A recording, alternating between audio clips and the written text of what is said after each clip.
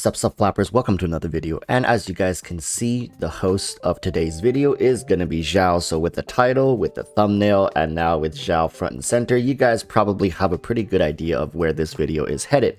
So before we continue, I want to let you guys know that I will be streaming later on tonight at 7 p.m. Pacific Standard Time. So roughly about like 6 hours from when this particular video goes live, I'll be live right here on YouTube. If you guys have any more questions as well as concerns for the game, for your account, drop by, ask some questions. Would love to have you guys. And with that said, let's move on to the video. Now, through Genshin Impact's lifespan, there has been many characters that have come and gone, both in the meta, in the hype, in the spotlight, and not. And Xiao currently is one of those characters that I think many people still have a burning passion for. That being said, it doesn't mean that Xiao's life has not been very difficult through Genshin's landscape. Now, from his initial release, it's known that Xiao was definitely a character that was a bit older, and I'm not talking about lore-wise. He's pretty old lore-wise, but just his character design, he existed during the game's beta state, right? So I think it's okay to kind of give MiHoYo that leeway. It's like, okay, you guys were kind of testing the waters and trying to experiment with certain things,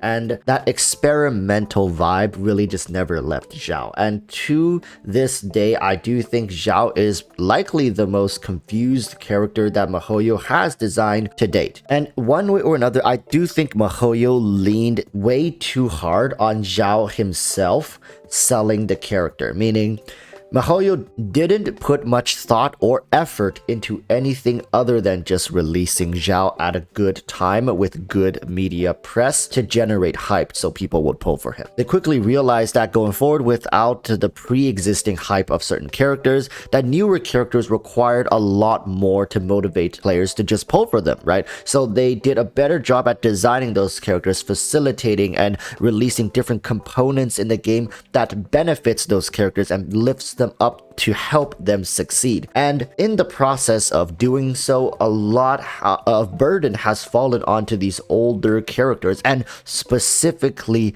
Xiao. Now, this has become such a big problem that I've mentioned in a video a couple days ago that C6 Xiao players have started moving away from him, and they've been very vocal about it, especially in the CN community. And I know for a fact, just reading the comments on that video, a lot of Western players also feel the same, especially Western Xiao players. And what is the problem, really? Like, where is the problem? And it's a multitude of it. It's not as easy as fix this and Xiao is good. No, let's start from the basics. For anyone watching right now, you're probably used to a new character coming out with, of course, their signature weapon. They get their artifact sets usually prepared a patch in advance or dropped on the same patch as them, along with sometimes support characters that at times can feel like specifically designed for them, right? Now, if you look at Xiao's release, his weapon is on the standard banner and still is. I'm not going to say his weapon is bad, but it leaves much to be desired if you compare it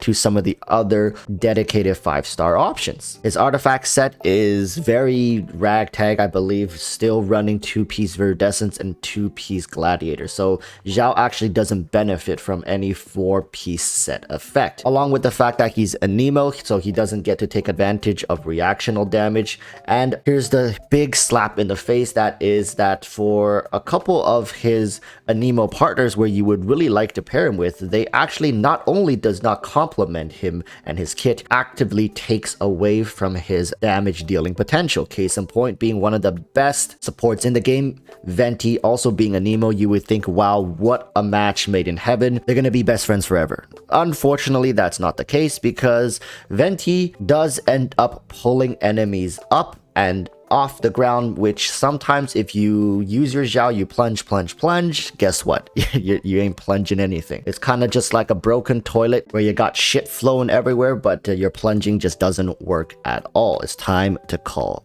a plumber. And it's gotten to the point where Xiao players have asked MiHoYo, hey, do you guys just hate Xiao as a character or whatnot? And I know it's meant to take a jab at MiHoYo, jokingly, right? But I don't think MiHoYo hates Xiao. I just feel like MiHoYo is giving Xiao his character, his design.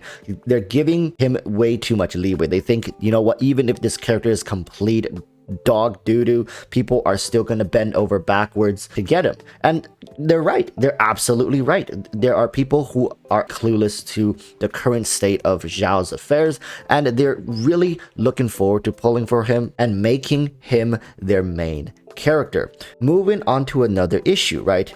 Yes, the Abyss is always in rotation, and at times it can benefit certain characters and put down others, but the good thing has always been that eventually your turn does come around. Now get this. For Xiao to truly benefit from the Abyss, you would have to spawn a lot of mobs, smaller mobs, and have them group together, right? They spawn relatively together, or they all like swarm towards you and you can just plunge. But oftentimes you don't really need Xiao to deal with those enemies, and that's also the case with a lot of other characters in Abyss. Nowadays, with the wide choices of units, you don't need a specific unit to take advantage of the Abyss anymore, and eventually they're gonna cycle through older Abyss versions as well. I'm not gonna sit here and tell you guys, hey, MiHoYo designed this particular Abyss effect and it's never gonna show up again. No, understand that eventually the whole Abyss gimmick is not gonna work anymore, and currently it's already inefficient on a lot of players, myself included, as well as my community has been very vocal about the fact that they just don't give a damn about the Abyss anymore, right? And the thing is, if you have a bunch of mobs in a room, guess who else is also going to be benefiting from that, right? Venti. And remember what I said before, Venti, Xiao, they really don't go together very well. And realistically speaking, if there's a bunch of mobs in a room all huddled together, who isn't a good option? You got Diluc, you got Ayaka, you got Kazuha, even Keqing, Raiden, Eula. I mean, is that really specifically something designed for Xiao? MiHoYo would have to be very creative and buff Xiao through plunge attacks, being like, hey, if you're an Anemo plunge attack character who uses a spear and has a green themed color palette, you get a 15% damage bonus or some wacky Abyss buff like that. And let me tell you guys something, Xiao needs a lot to feel comfortable going forward. He needs a dedicated artifact set, and I'm willing to say that MiHoYo likely isn't going to release another artifact domain right after this one. I don't think they've ever in the history of their game released back-to-back artifact domains. It's always been a couple patches and it's kind of spread out. Other than that, I think Xiao is probably due for a new weapon, a more powerful weapon that can scale him up to the current state of things, as well as getting him a dedicated support team, unit, whatever. You need something to help Xiao function better, to facilitate for some of his weaknesses, or to amplify his strength. Currently, even for people who manage to get Xiao all the way to C6, they cannot escape some of these detrimental issues that are in game. Not to mention that 90% of the time nowadays, their C6 don't even activate because they're just fighting one enemy, right? These are all problems that exist with Xiao's kit, and while a lot of people say, well, fix Amber, they don't even fix Amber, why would they fix Xiao? But the thing is, Xiao is a paid unit, limited character.